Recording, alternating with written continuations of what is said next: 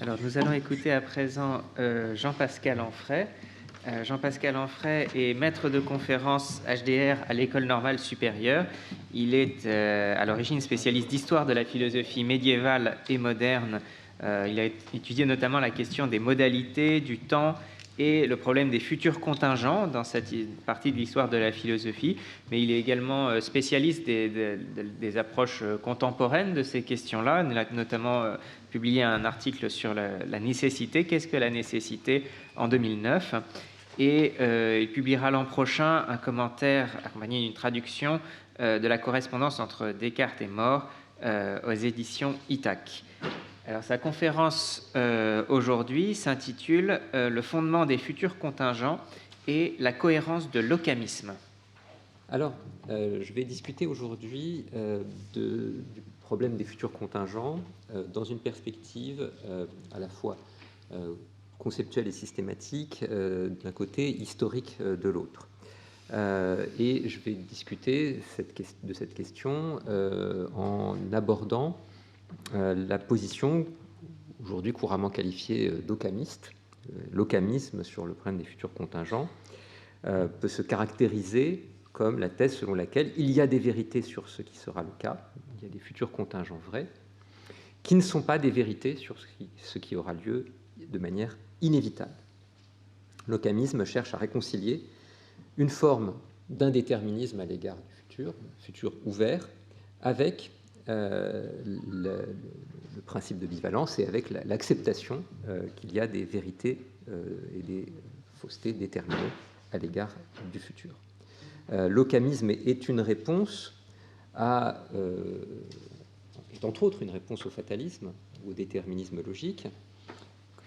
Je vais brièvement ici évoquer parmi les diverses formes possibles d'arguments fatalistes, une forme relativement simple, et j'ai privilégié celle-ci parce que, contrairement à un certain nombre de reconstructions qui font intervenir la notion de rétrogradation du vrai et la nécessité spécifique du passé, qui sont les versions les plus connues dans les discussions de l'occamisme, je reviens à une version de l'argument fataliste qui est plus proche de celle qu'on trouve dans Aristote, dans le traité, dans le chapitre 9 du Périherménéas, et qui insiste sur le rapport entre la vérité d'une assertion sur le futur, son fondement, et ce que cela implique sur la fixité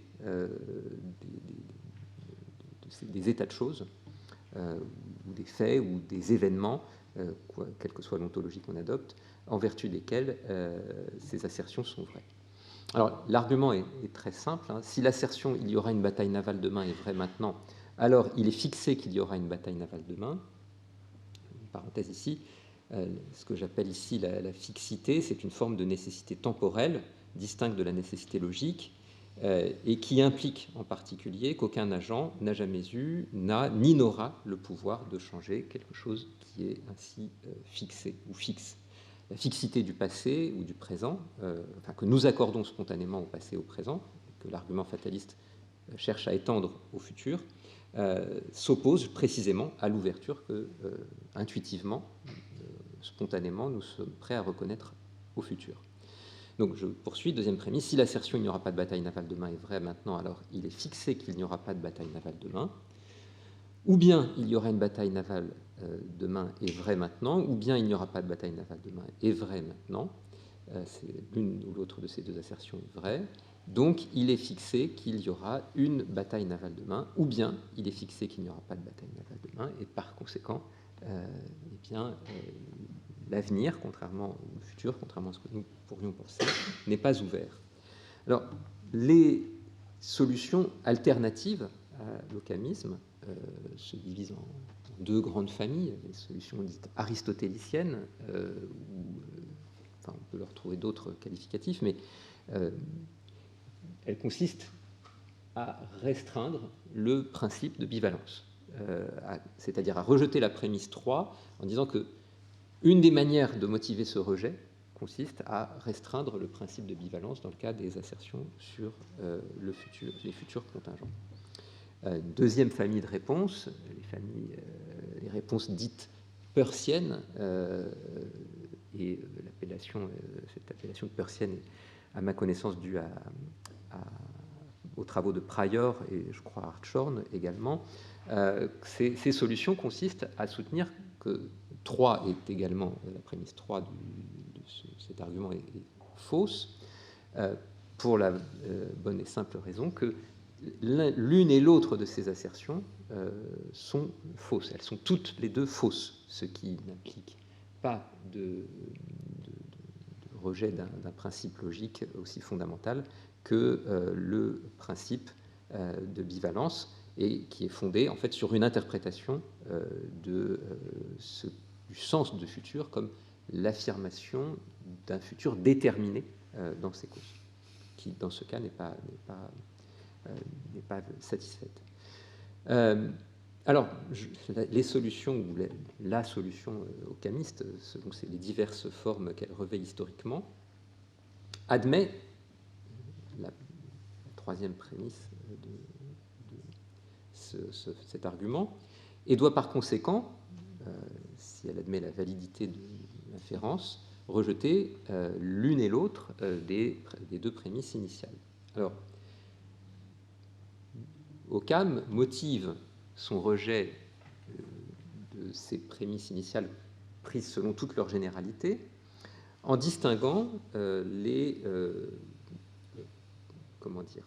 assertions sur le passé selon, et le présent, celles qui le sont réellement, secundum rem en latin, et celles qui se rapportent au passé et au présent grammaticalement, mais qui en réalité font référence ou se rapportent au futur.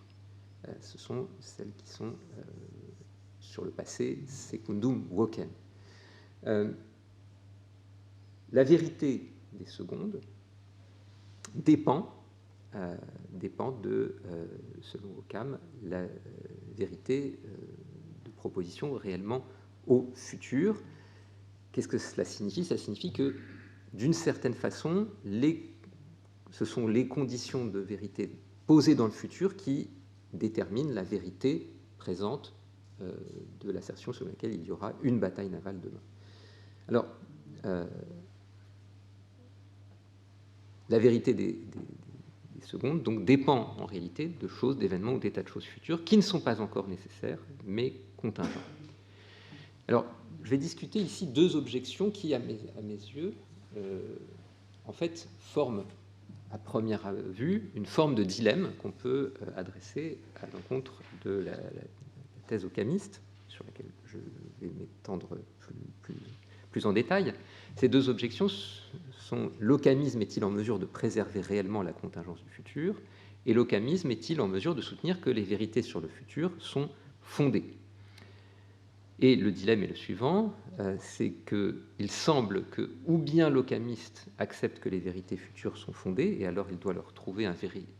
Si on accepte que une vérité est fondée si elle possède un vérifacteur, il doit y avoir un vérifacteur présent, et c'est le fait qu'on ait un tel vérifacteur présent qui impose de renoncer à la contingence du futur. Ou bien on accepte la contingence et on doit nier que les vérités sur le futur soient fondées.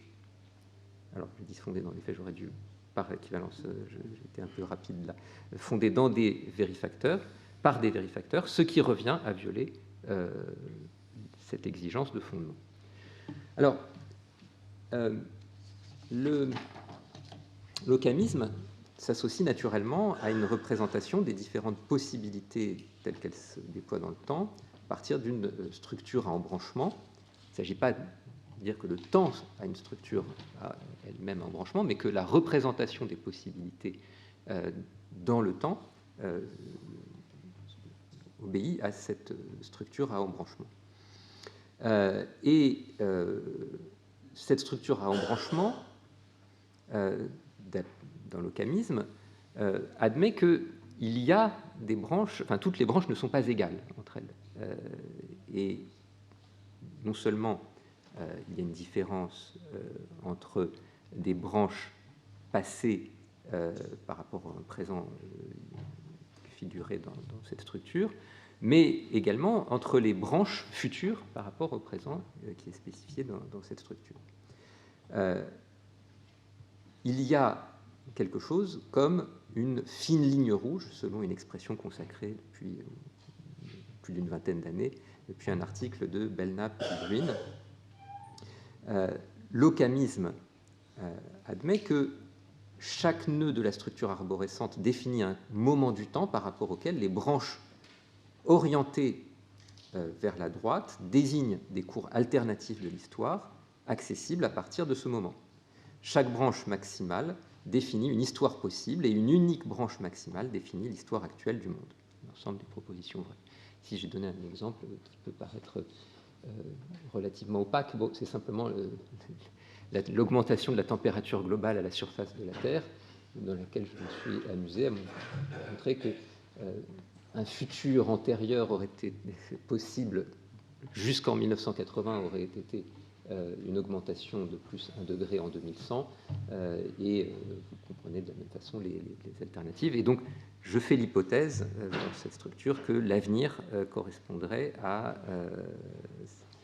cet avenir apocalyptique d'une augmentation globale de plus 6 degrés.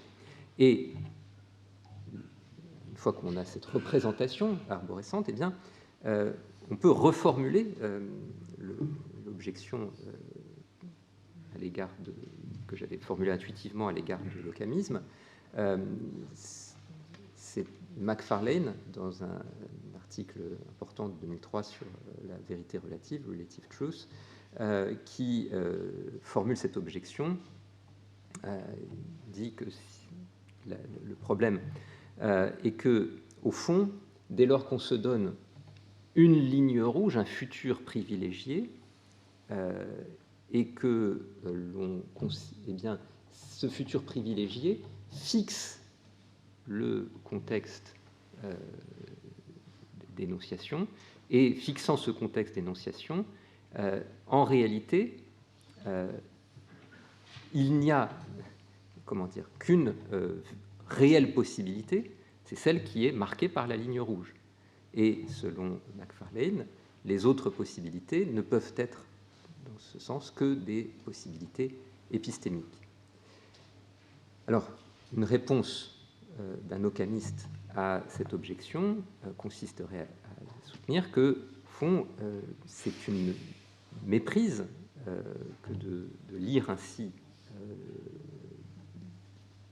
la représentation arborescente des possibilités dans l'occamisme. C'est une méprise parce que la ligne rouge indique seulement la vérité d'une assertion sur le futur, mais cette vérité présente, par exemple la vérité présente que la température globale augmente de 6 degrés en 2100, cette vérité présente en 2019 n'est vraie que par emprunt par rapport à ce qui se produit effectivement à 2100, sans le prédéterminer pour autant, de la même façon qu'une ombre permet de fixer son objet sans le déterminer nécessairement. Alors, je continue cette exploration de l'occamisme. Occam distingue, je l'ai dit, des propositions qui sont réellement au passé, des propositions qui sont seulement grammaticalement au passé, mais qui se rapportent au futur et qui dépendent du futur. Et nous avons vu que l'argument fataliste supposait que si quelque chose est vrai, c'était en vertu d'un fait ou d'un état de choses, et qu'aucun agent n'avait le pouvoir à un moment T ou après T de faire que ce qui est un fait à ce moment T ne soit pas un fait à ce moment-là. Alors, Occam, justement, conjointement à ce qui accompagne cette distinction entre le temps réel et le temps verbal d'une assertion, et opère une distinction, c'est dans l'occamisme contemporain plutôt, entre les faits durs et les faits souples. Et on peut dire qu'une assertion P exprime un fait dur relativement à un moment T si les conditions de vérité de P sont entièrement indépendantes de ce qui a lieu après T. Exemple, César a conquis les Gaules, ou je parle maintenant exprime des faits durs. Un fait est souple relativement à T s'il n'est pas dur à T. Définition récursive de la notion de fait souple. Pour le dire plus simplement, un fait souple à T dépend de ce qui a lieu à un moment T' postérieur à T. Qu'il pleuve demain, et donc un fait souple relativement à aujourd'hui. Et selon Occam, les faits durs sont fixes, temporellement nécessaires, tandis que certains faits souples relativement à un moment futur T sont tels qu'il est possible jusqu'à T qu'il n'ait jamais eu lieu. Je dis seulement certains faits souples parce qu'il faut distinguer les faits souples qui sont néanmoins causalement ou nomologiquement déterminés, des faits souples qui, dans l'hypothèse où il y a des faits qui échappent au déterminisme nomologique, eh bien, ne sont pas prédéterminés à l'avance. Alors, l'occamisme, donc, nous dit que, par exemple, la vérité selon laquelle il y aura une bataille navale demain dépend de ce que feront un certain nombre d'agents demain, et ces mêmes agents ont le pouvoir de rendre l'assertion que je fais aujourd'hui, selon laquelle il y aura une bataille navale demain, fausse. Ce qui signifie que certains faits souples relativement à un moment futur T sont tels qu'il est possible jusqu'à T qu'il n'ait jamais eu lieu. Je voudrais maintenant essayer de creuser cette notion de fait souple que mobilise l'occamisme contemporain dans son lien avec la question du fondement, de l'exigence de fondement de vérité, de la vérité. La question, encore une fois, est la suivante: est-il possible de concilier cette conception avec le principe selon lequel toute vérité doit avoir un fondement, et si l'on admet que ce fondement est un vérifacteur, un truth maker? Autrement dit, l'occamiste peut-il souscrire à quelque chose comme ce qu'on appelle le maximalisme des truth makers depuis Armstrong? Alors, il est possible ici il est utile de comparer la position occamiste avec la manière dont l'éternaliste et le présentiste, respectivement, sont confrontés au problème du fondement des vérités sur le passé et le futur. Pour un éternaliste, le problème ne se pose tout simplement pas.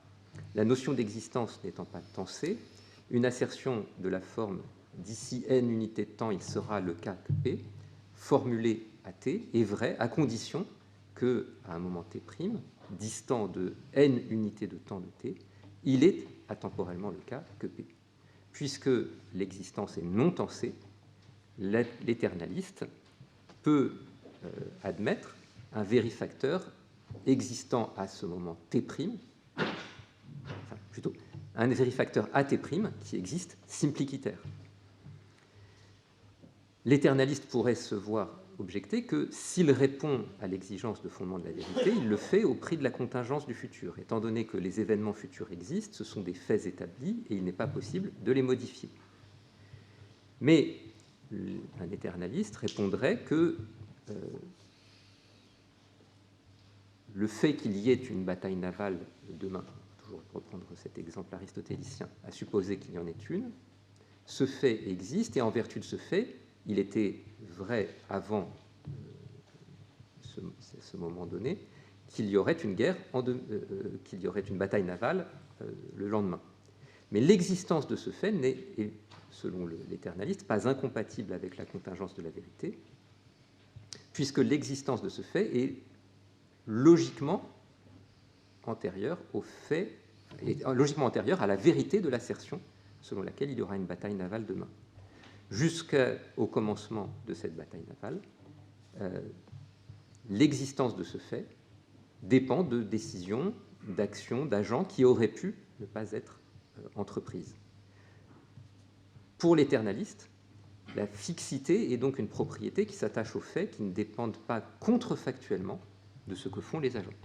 Et c'est la manière dont David Lewis, par exemple, répond à l'argument argument fataliste tiré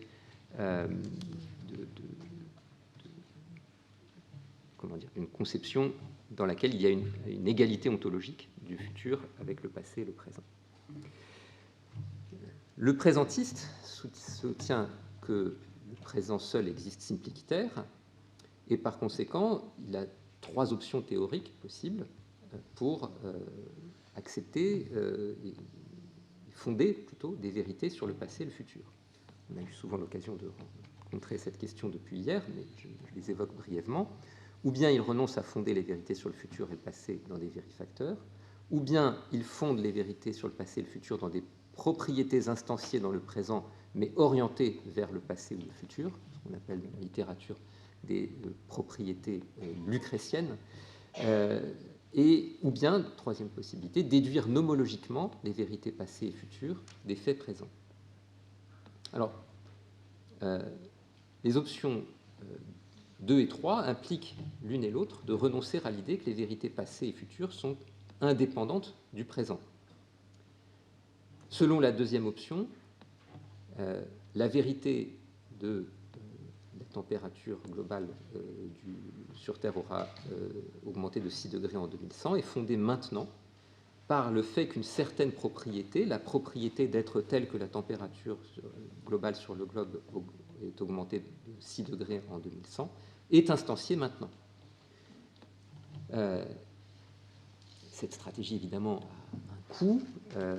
Elle implique notamment des propriétés, une multiplication de propriétés primitives, sui generis, et qui apparaissent comme autant de manières de tricher, en quelque sorte, face à l'exigence d'un fondement de la vérité.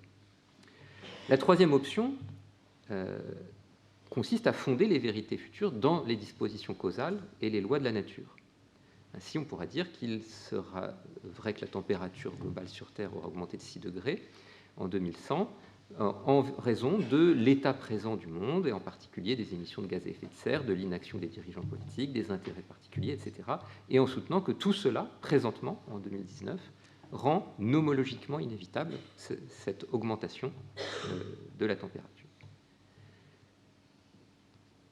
Alors, la difficulté, évidemment, avec cette troisième possibilité offerte aux présentistes est qu'elle implique le déterminisme nomologique et exclut donc la contingence du futur.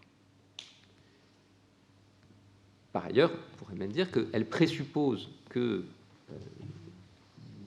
le futur soit intégralement prédéterminé par les seuls états présents et les lois de la nature, ce qui évidemment est plus fort que ce que peut offrir le déterminisme qui exige qu'on se donne en outre des conditions initiales.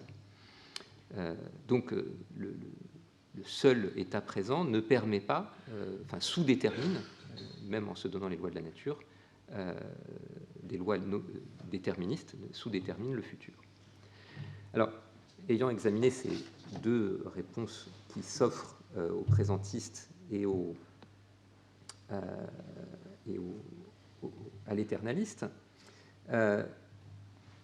je reviens à l'occamiste. L'occamiste ne peut admettre la deuxième option du présentiste, à savoir recourir à ses propriétés lucrétiennes, puisque précisément cela reviendrait à renvoyer directement aux faits futurs qu'on prétend fonder dans le présent. La troisième option n'est pas non plus envisageable puisqu'elle conduit à renoncer à la contingence du futur. Donc faut-il conclure qu'Occam renonce à l'exigence de tout fondement. Par ailleurs, la réponse éternaliste n'est pas compatible directement avec l'occamisme, puisque précisément, pour l'occamisme, l'existence est une propriété irréductiblement temporelle ou tensée, elle n'est pas une propriété absolue. Pour un occamiste, tel que ce soit le Occam historique ou les occamistes contemporains, les faits qui existent sont relatifs au moment présent, au moins en ce sens que certains faits n'existent pas encore. On peut être un partisan du bloc, ou la théorie du bloc croissant, du growing block, ou bien éventuellement un occamiste présentiste, mais on ne peut pas être un occamiste éternaliste sans renoncer à un des traits fondamentaux de l'occamisme. Alors, quelle est la réponse possible?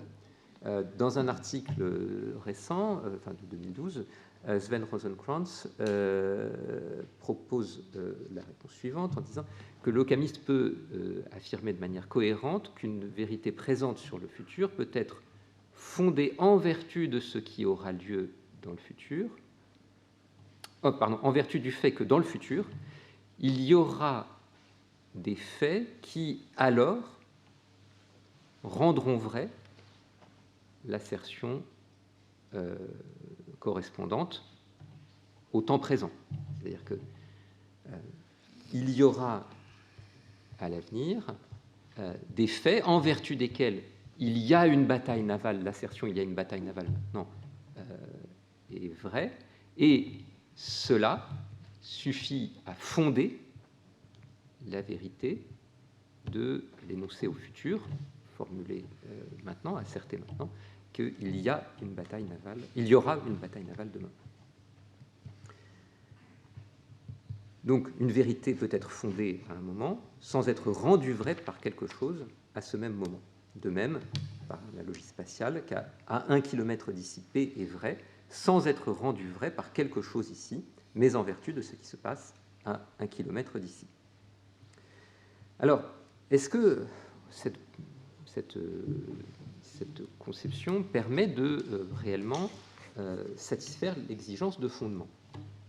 Toujours d'après Rosenkrantz, et cette fois-ci dans un ouvrage coécrit avec Fabrice Correia, c'est en effet possible, et il formule un réquisite général de fondement qu'il formule ainsi. Donc le point important est la ligne. Donc, ou comment dire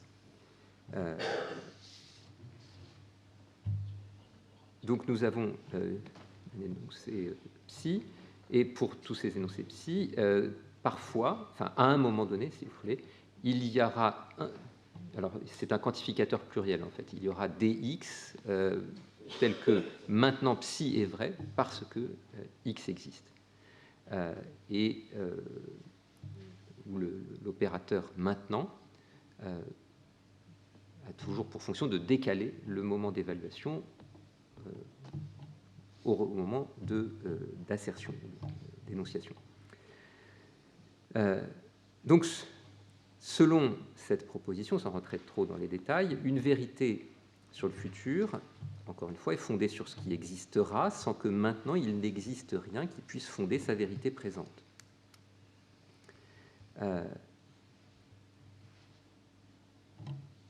Cela implique évidemment un affaiblissement du principe de fondation, puisque précisément le point central, c'est qu'on doit dissocier le fait d'avoir un vérifacteur du fait d'être fondé. Donc, le prix à payer pour un occamiste, c'est de dire que les vérités présentes sur le futur sont fondées sans avoir de vérifacteur. Alors, je voudrais, dans peut-être quoi, 5 minutes, 10 minutes qui me restent 7 ou 8. 7 ou 8, très bien. Je voudrais, dans le temps qui me reste, revenir à une approche plus historique et mesurer l'éclairage que ces réflexions sont susceptibles d'apporter à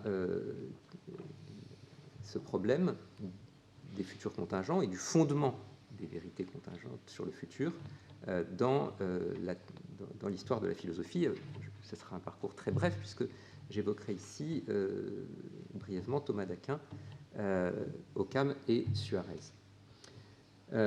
Thomas d'Aquin part de la conception aristotélicienne qui implique une dépendance de la vérité à l'égard de son fondement dans l'être, qu'elle s'énonce dans les catégories dans la métaphysique, et en déduit comme conséquence, comme corollaire, qu'une proposition est vraie pour autant que ce qui la rend vraie existe. Donc, ce que je comprends comme la thèse sur laquelle toute vérité requiert un vérifacteur existant.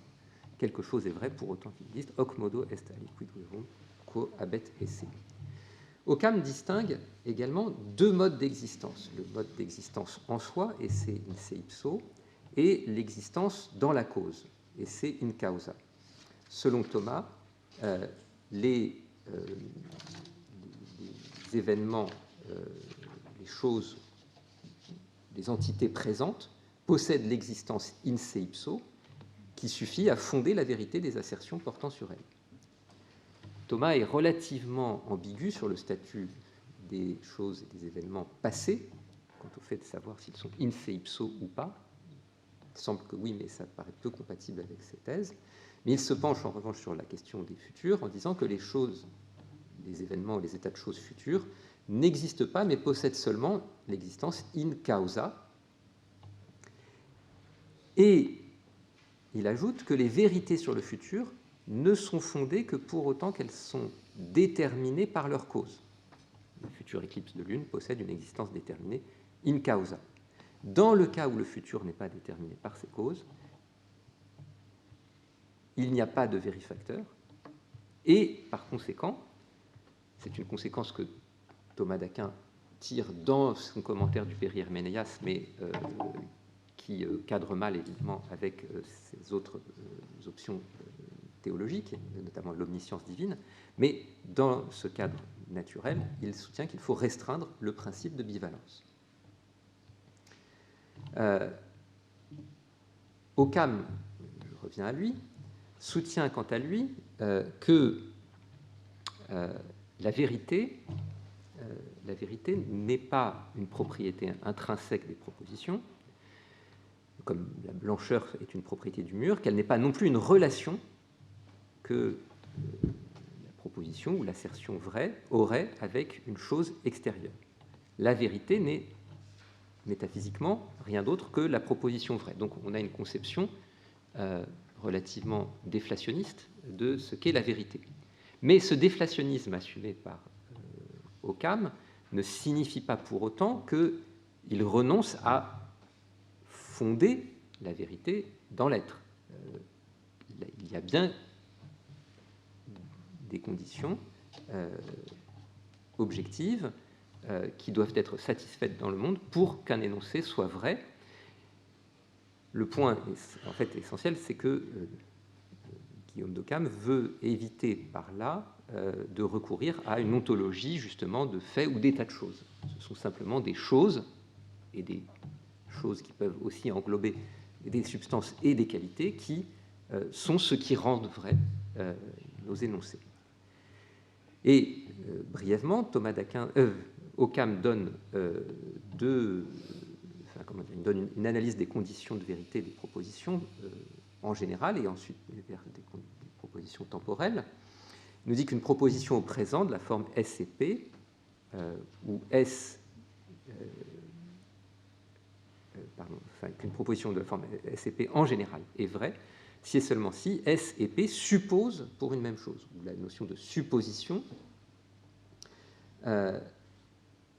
indique et peut être rendue par le fait que les deux termes ont la même dénotation, la même référence. Donc ce sont dès lors que les deux termes du sujet et du prédicat ont la même référence, l'énoncé au présent est vrai. Dans le cas d'un énoncé temporel au futur, de la forme S sera P, Occam soutient que si S est un terme singulier, je me contente de ce cas parce que les autres termes posent des difficultés, rendent la chose plus complexe, alors S sera P est vrai, si et seulement si, il sera vrai que S est P. Autrement dit, une proposition au futur est vraie maintenant si le prédicat est dans le futur vérifié du sujet. Autrement dit, si P a dans le futur la même supposition que S. Par exemple, si Socrate est blanc maintenant mais noir demain, exemple d'Occam, il est vrai que Socrate sera noir parce que noir sera vérifié du sujet pour lequel suppose le nom Socrate. Il est faux en revanche que Socrate sera blanc demain, car demain, blanc, le terme blanc, ne supposera pas, ne dénotera pas la même chose que ce que dénote le terme Socrate. Alors,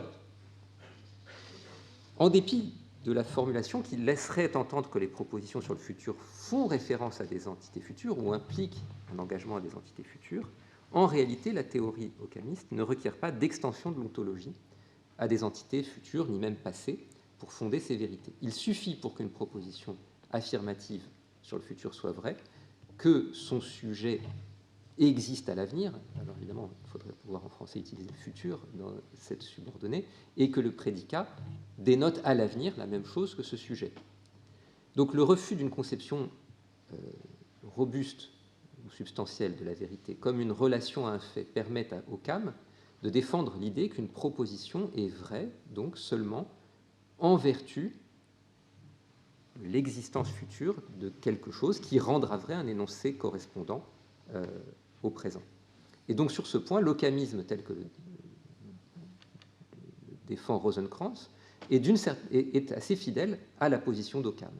Et cela, en retour, nous permet de mesurer que Occam n'apporte de solution au problème du fondement qu'à condition d'affaiblir l'exigence de fondement.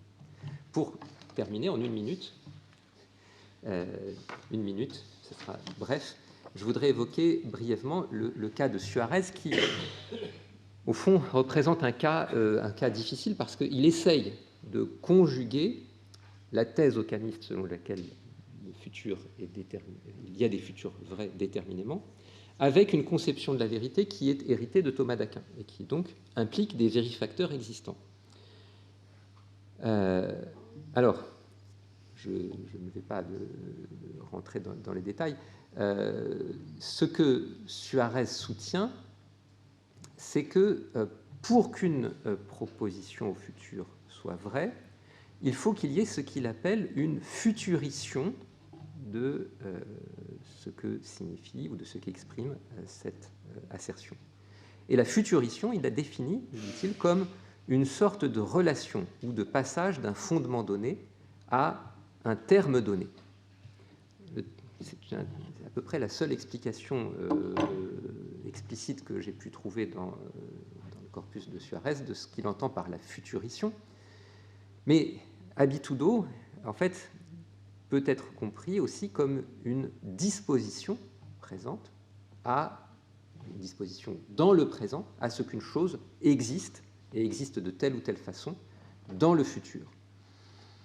Le problème à ce moment-là, c'est que cela semble donner prise à nouveau à l'argument fataliste initial, puisque cette futurition dans le présent semble nécessiter la vérité portant sur le futur.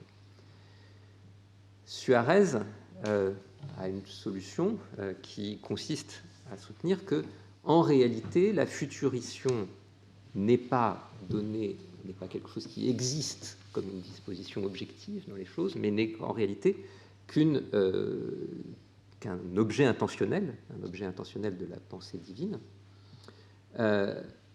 Autrement dit, que la vérité des futurs contingents, le vérifacteur des propositions sur les futurs contingents, est une pensée divine. Le problème est que ça engendre un problème de circularité, puisque la pensée divine elle-même doit avoir un fondement, à moins d'admettre une sorte de mystérianiste à propos de la connaissance divine. Donc tout cela pour conclure d'un mot, en disant que il y a bien, me semble-t-il, une aporie à laquelle conduit l'occamisme sous ses différentes formes, historiques, anciennes et plus récentes. Cette aporie consiste simplement à devoir ou bien affaiblir l'exigence du fondement, renoncer à la notion de vérifacteur, ou bien devoir renoncer à l'aspect temporel de l'existence qui semble pourtant consubstantiel à l'occamisme, et adopter quelque chose comme la conception éternaliste du futur ouvert. Voilà, je vous remercie. Merci beaucoup, Jean-Pascal.